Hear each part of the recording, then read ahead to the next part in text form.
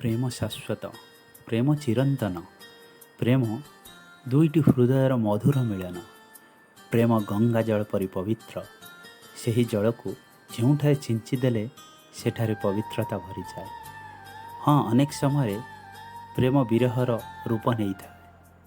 ହେଲେ ସତରେ ଯିଏ ହୃଦୟରୁ ଭଲ ପାଉଥିବ ସିଏ କ'ଣ ତାର ପ୍ରେମିକାକୁ ଭୁଲିପାରେ?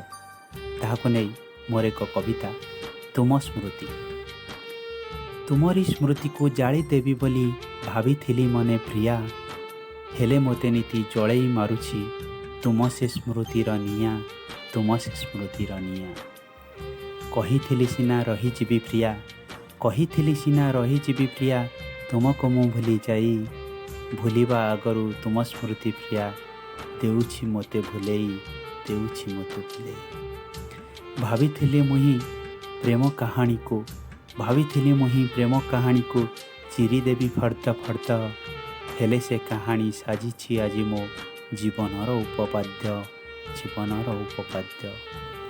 ଅତୀତ କଥାକୁ ଅତୀତରେ ଛାଡ଼ି, ଅତୀତ କଥାକୁ ଅତୀତରେ ଛାଡ଼ି ରହିବାକୁ ଭାବିଥିଲି। ଜାଣି ମୁଁ ନଥିଲି ବିଗତ ଅତୀତ ବର୍ତ୍ତମାନେ ଯୋଡ଼ା ବୋଲି, ବର୍ତ୍ତମାନେ ଯୋଡ଼ା ବୋଲି। ଖୋଜୁଛି ଆଜି ମୁଁ ଜୀଇଁବା ଠିକଣା, ଖୋଜୁଛି ଆଜି ମୁଁ ଜୀଇଁବା ଠିକଣା, ପ୍ରେମରେ ହଜେଇ ଦେଇ। ପ୍ରେମ ଗଲା ପରେ ବାଟ ଭୁଲା ଏକ ପଥିକ ଯାଇଛି ହୋଇ, ପଥିକ ଯାଇଛି